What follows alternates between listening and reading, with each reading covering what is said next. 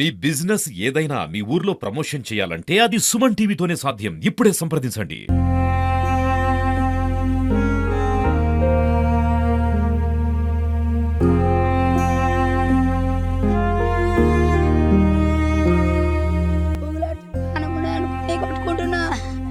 కొట్టుకుంటున్నా కానీ అసలు ఒక్కుతలేడు. నేను ఇట్లే నేను మర్చిపోయిన అందరు వచ్చిండ్రు అంతే. ఆన్లైన్లో నమస్తే, welcome to Suman TV. Nizamabad జిల్లాలో దారుణం చోటు చేసుకుంది. నిజామాబాద్కి కూతవేడు దూరంలోనే గుప్పన్పల్లి అనే ఒక డివిజన్ అనేది ఉంటుంది. సో ఈ డివిజన్లో నిన్న ఒక ఇన్సిడెంట్ జరిగింది. సో పుట్టిన రోజే పవన్ అనే వ్యక్తి అనంత లోకాలకు తిరుగురాని రోకాలకైతే తను వెళ్ళిపోయాడు. అసలు ఏం జరిగింది అని చెప్పేసి చాలా వరకు అనుకుంటా ఉన్నారు. కానీ బయట మనము ఎంక్వైరీ చేస్తే చాలా రకాలైనటువంటి ఇన్సిడెంట్స్ అనేటివి మనకి కొన్ని విషయాలు అనేటివి బయటపడుతూ ఉన్నాయి. సో ఈ మధ్య కాలంలో హనీ ట్రాప్, అదేవిధంగా ఫోన్ లోన్స్కి సంబంధించి, అదేవిధంగా మొబైల్ లోన్స్, అదేవిధంగా మనకి బెట్టింగ్ యాప్స్ గురించి మనం మాట్లాడుకుంటున్నాం. So betting apps, loan apps వల్ల ఇవల్ల ఒక కొంప కొల్లేరైపోయింది అలా. సో పవన్ ఇవల్ల పుట్టినరోజే వల్ల ఆత్మహత్య చేసి చనిపోయాడంటే ఒక్కసారి ఆలోచించండి, ఎంత బాధ పెట్టుండొచ్చు, ఎంత బ్లాక్మెయిలింగ్ చేసి ఉండొచ్చు. సో వాళ్ళ ఫ్యామిలీ మెంబర్స్తో మనం మాట్లాడితే అసభ్యకరమైనటువంటి ఫొటోస్ అనేటివి, వీడియోస్ అనేటివి పవన్కి పెట్టి వేధించడం, దాదాపు 5 నుంచి 6 సంవత్సరాలుగా ఇదంతా కూడా జరుగుతుంది. ఇదంతా తట్టుకోలేకనే పుట్టినరోజే 3 గంటల సమయం నుంచి 4 గంటల సమయంలో తను ఆత్మహత్య చేసుకొని చనిపోయాడు అనేది తెలుస్తుంది. వాళ్ళ తల్లిదండ్రులు ఉన్నారు, ఒకసారి వాళ్ళ తల్లితో మాట్లాడదాం. అసలు ఏమైంది అనేది దానిపైన అమ్మ మీరు చెప్పండి, అసలు ఏం జరిగింది ఆ రోజు? పవన్ మీతోని మాట్లాడడం జరిగిందా? ఎప్పుడు మాట్లాడారు మీరు? 11 గంటలకు మాట్లాడినా, మంచిగా గుడికి వచ్చినాం, మంచిగా మాట్లాడిండు, నాతో మాట్లాడిండు, నాతో సొంతతో మాట్లాడిండు. ఏదైనా బాగుంటే చెప్పురా, ఏదైనా బాగుంటే చెప్పి తీరిస్తా, నేను తీస్తా అంటే చెప్పలేడు. మంచిగా మాట్లాడిండు. ఆన్లైన్లో లోన్ తీసుకున్నాడు, చెప్పలేడు. ఫోన్ పైన మెసేజ్లు వచ్చాడు, కనుక లాక్ వేసుకున్నాడు. నాకు ఇది ఉర్రంగా ఇచ్చిండు ఒకప్పుడు. కానీ నేను ఇట్లా చేయాలని ఏం చెప్పలే. పుట్టినరోజు నేనేం బాధ పెట్టలేను. నేను ఇట్లా చేయాలి, ఏం చేసిండు ఏమో నాకు అర్థం కాక వచ్చింది. నాకు ఏం అర్థం కాలేదు. కానీ మాత్రం 4 లక్షలు కట్టినా, ఇంకెన్ని కట్టిండో, ఎన్ని బాధలు పెట్టిండో, ఏడ తెచ్చిండో ఏం కథ నాకు అర్థం కాలేదు.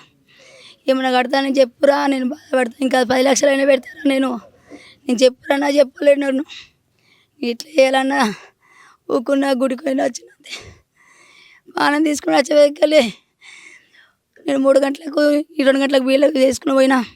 వచ్చేవరకెళ్ళి 4 గంటలకు ఇంటికి వచ్చేవరకెళ్ళి అయిపోయింది. ఫోన్ చేసిన పవన్ అంటే పలకలేడు.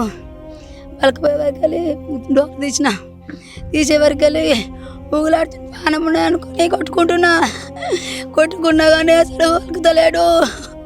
నేను ఎట్లా చేయాలని నేను మసుకునే వరకు అందరు వచ్చిండ్రు అంతే. నేను ఎట్లా చేయాలా? ఆన్లైన్లో మొదలారా, ఆన్లైన్లో మన్నవాడని సాగు కానీ ఒక్కడే బట్టి ఇంతమంది బాధ పెట్టే అబ్బో నా ఇల్లు ముంచిండు. నేను ఎట్లా చేయొద్దు అనబడి చేయబట్టి నా ఇల్లు మునిగింది. ఇప్పుడు ఎట్లా చేయాలా? నేను 50 లక్షలు పెట్టిన కొడుకు రాడు. ఇప్పుడు నేను ఎట్లా చేయొద్దు? ఇప్పుడు మీ దగ్గర నుంచి కూడా పిఎఫ్ ఏదైతే మీరు బీడీలు చేస్తున్న పైసలు ఏవైతే ఉంటాయో, పిఎఫ్ అమౌంట్ కూడా తీసుకొని వెళ్ళిపోయిండు, అవి కూడా కట్టిండు అని చెప్పేసి చెప్తా ఉన్నారు.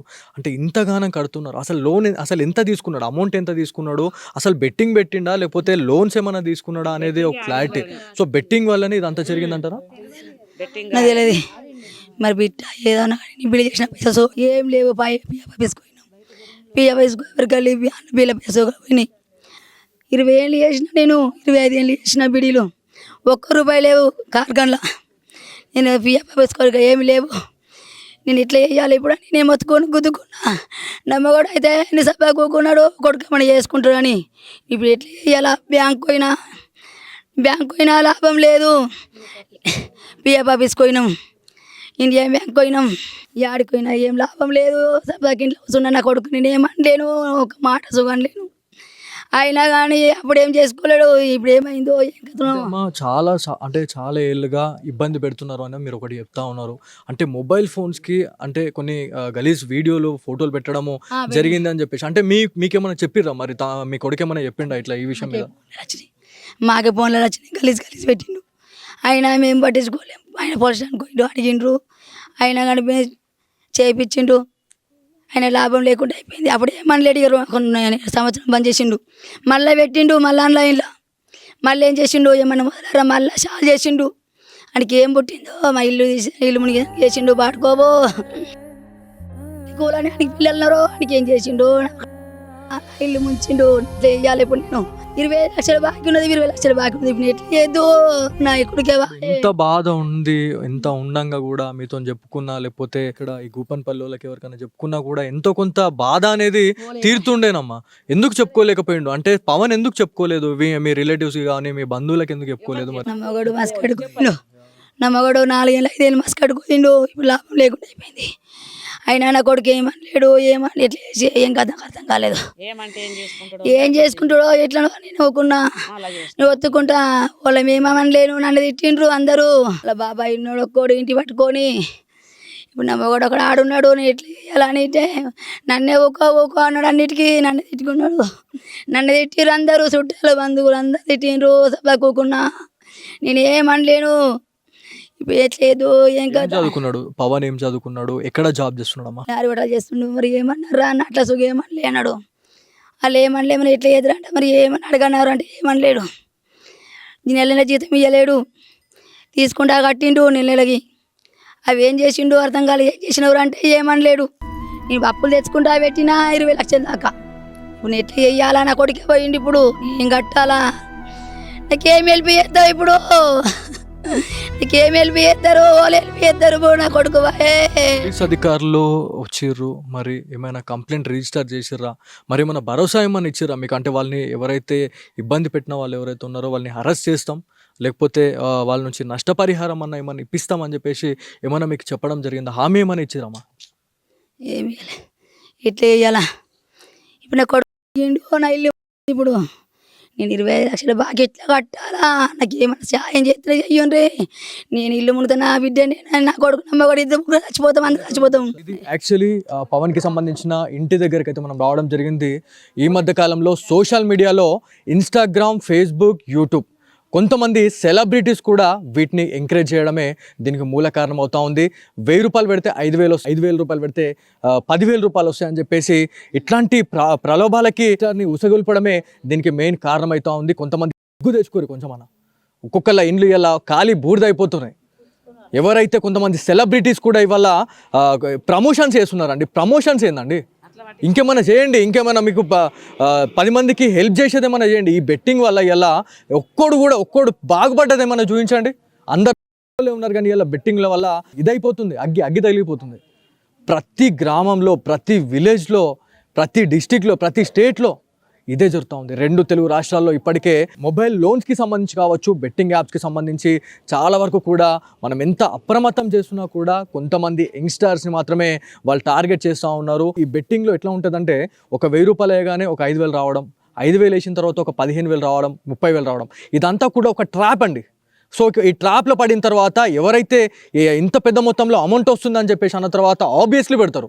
ఆబ్వియస్లీ మొత్తం పెట్టిన తర్వాత సర్వం మొత్తం ఊడ్చిపెట్టుకొని మొత్తం పెట్టిన తర్వాత జీరో అయిపోతుంది. జీరో అయిపోయిన తర్వాత సో ఎంత దారుణం అంటే ఇప్పుడు సోషల్ మీడియా ఇన్ఫ్లుయెన్సర్స్ ఎవరైతే కొంతమంది సెలబ్రిటీస్ కూడా కొంత ఈ బెట్టింగ్ యాప్స్ గురించి ప్రమోట్ చేయడం అనేది చాలా సిగ్గుచేటు. నిజంగా చెప్పాలంటే ఇట్లాంటి వాళ్ళపైన మనం చర్య తీసుకోవాలా. పోలీస్ అధికారులు, మరి తెలంగాణ స్టేట్ పోలీస్ కావచ్చు, ఏపీ స్టేట్ పోలీస్కి సంబంధించి మరి ఈ వీడియో చూసిన తర్వాతనైనా కొంత ఇట్లాంటి ఫ్యామిలీస్ని మీరు ఆదుకోండి.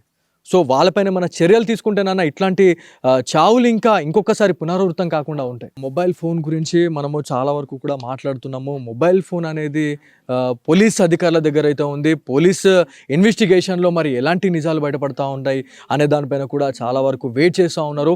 ఎవరైతే కొంతమంది ఈ అమౌంట్ అంటే దాదాపు పవన్ బీటెక్ చదువుకున్నాడు, బీటెక్ ఫస్ట్ ఇయర్ నుంచి కూడా 4-5 ఇయర్స్ నుంచి అమౌంట్ ఎంత అంటే అంత వేయడము, మళ్ళీ తర్వాత ఎవరైతే సదరు వ్యక్తులు ఎవరైతే ఉన్నారో ఎంత అడిగితే అంత వేయడము, బ్లాక్ మెయిలింగ్ చేయడము, ఫొటోస్ పెట్టడం, ఫొటోస్, హనీ ట్రాప్కి సంబంధించిన కొన్ని వీడియోస్ అట్లాంటివి పెట్టి చాలా వరకు ఇబ్బంది అయితే పెట్టిరు అనేది తెలుస్తూ ఉంది.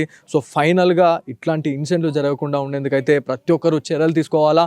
ఇవాళ బెట్టింగ్ యాప్ల వల్ల ఇవాళ ఇంకొక కుటుంబం ఇవాళ ఎట్టుగాని పరిస్థితి అయిపోయింది. అమ్మ మీరు చెప్పండి, మీలాంటి కొడుకులకి మీరు ఏం చెప్పాలనుకుంటున్నారు? ఇట్లాంటి బెట్టింగ్ యాప్లు కావచ్చు, మాలాంటి పిల్లలకి మీరు ఏం చెప్పాలనుకుంటున్నారమ్మ? నా పిల్లలు లెక్క వాళ్ళు ఖరాబ్ కావద్దు, మంచిగా ఉండాలా. ఇట్లా పెట్టకుర్రి, ఇట్లా బంద్ చేయండి. ఇప్పుడు ఎట్లా చేయాలా? వాళ్ళు ఎట్లా చేస్తారు? కంపలు మునుగుతున్నాయి. కొంచెమన్నా పంచుకోరి అయ్యా. ఎట్లా చేద్దు ఇప్పుడు? వాళ్ళ ఇల్లు నా ఇల్లు లెక్క. ఇప్పుడు నేను ఎట్లా చేయద్దు? నేను 2 లక్షలు తెచ్చి బాకీ ఎట్లా కట్టాలా? నాకు రెక్కలు లేవు. ఇప్పుడు నేను ఎట్లా చేయద్దు? ఇప్పుడు నేను ఎక్కడికి లేవాలా? నా మోడికి రెక్కలు లేవు, నాకు రెక్కలు లేవు. ఇప్పుడు నేను ఏ బాకీ కట్టాలా? నాకేమన్నా హెల్ప్ చేయండి. నేను హెల్ప్ చేయాలి నాకు. నేను ఎట్లా చేద్దు? ఇప్పుడు నేను ఎట్లా పోదు, ఎటు పోదు? అసలు ఆ తల్లి ఏం మాట్లాడాలో మాట్లాడలేని పరిస్థితి. ఇలా చెట్టోలే ఉన్న కొడుకు ఇలా ఒకేసారి మాయమైపోయిందంటే ఎవరికైనా ఉంటుంది. ఇవాళ ఒక ఆత్మహత్య చేసుకోవాలనే థాట్ అనేది మనం ప్రతిసారి మాట్లాడుతున్నాం. ఒంటి మీద ఒక చిన్న గీత పెట్టుకోవాలంటే మనం విలవిలపడిపోతాం. వాళ్ళు ఈ లోకాన్ని ఇడిచబెట్టేసి, కన్న తల్లిదండ్రులను ఇడిచబెట్టేసి ఆత్మహత్యనే శరణ్యం అని చెప్పేసి చాలా వరకు కూడా వాళ్ళు ఆత్మహత్య చేసుకుంటున్నారు. అంటే ఎంత ఇబ్బంది పెట్టాలా, దీని వెనుక ఎంతమంది కుట్ర ఉండాలా. సో ఈ ఆత్మహత్యలకు చాలా వరకు బాధ్యులు అయితే ఉన్నారు. సో పవన్కి సంబంధించిన ఫోన్ అయితే ఉంది. దీంట్లో పాస్వర్డ్ అనేది మనము ఓపెన్ చేయలేము. ఏదైతే పోలీస్ అధికారుల సమక్షంలోనే ఇది అంతా ఓపెన్ అయితే చేయాలా. దీంట్లో ఏముంది అసలు, దీంట్లో ఏ డేటా ఉంది అసలు, ఏముంది అనేది మనం చూడాలి. ఎట్లాంటి యాప్స్ ఉన్నాయి అనేది కూడా మనం ఆలోచించాలా. సో పవన్కి సంబంధించిన మొబైల్ అండి ఇది. చూడండి ఎంత దారుణం ఇది. ఇది అంటే ఆయన పెట్టే అమౌంట్ ఏంది, ఈ మొబైల్ ఏంది చూడండి, మొత్తం పగిలిపోయి ఉంది ఇది. అంటే ఆశ అనేది కూడా ఎంత దారుణం అయిపోయింది చూడండి. ఒక 1000 రూపాయలు వేస్తే 2000 వస్తాయేమో అని చెప్పేసి వాళ్ళు ఇలా ఈ ట్రాప్లో పడుతూ ఉన్నారు ఫైనల్గా. సో ఇది యాక్చువల్లీ ఉమ్మడి నిజామాబాద్ జిల్లాలో ఇట్లాంటి ఇన్సిడెంట్స్ అనేటివి సర్వసాధారణం జరుగుతూ ఉన్నాయి. ఇట్లాంటి ఇన్సిడెంట్లు మళ్ళీ జరగకుండా ఉండేందుకు పోలీస్ అధికారులు ఇనిషియేట్ తీసుకొని ఇట్లాంటి ఎవరైతే బెట్టింగ్ యాప్స్ ప్రమోట్ చేస్తున్న వాళ్ళు ఎవరైతే ఉన్నారో, బెట్టింగ్ యాప్స్ని నడిపే వాళ్ళు ఎవరైతే ఉన్నారో వాళ్ళందరినీ కూడా ఖచ్చితంగా వాళ్ళపైన ఒక యాక్షన్ అయితే తీసుకోవాలని చెప్పేసి తల్లిదండ్రులు అయితే కోరుతా ఉన్నారు. సో ఇది వాళ్ళ Suman TV special story. Camera person కార్తిక్తో బాలు, సుమన్ టీవీ, గోపన్పల్లి నుంచి.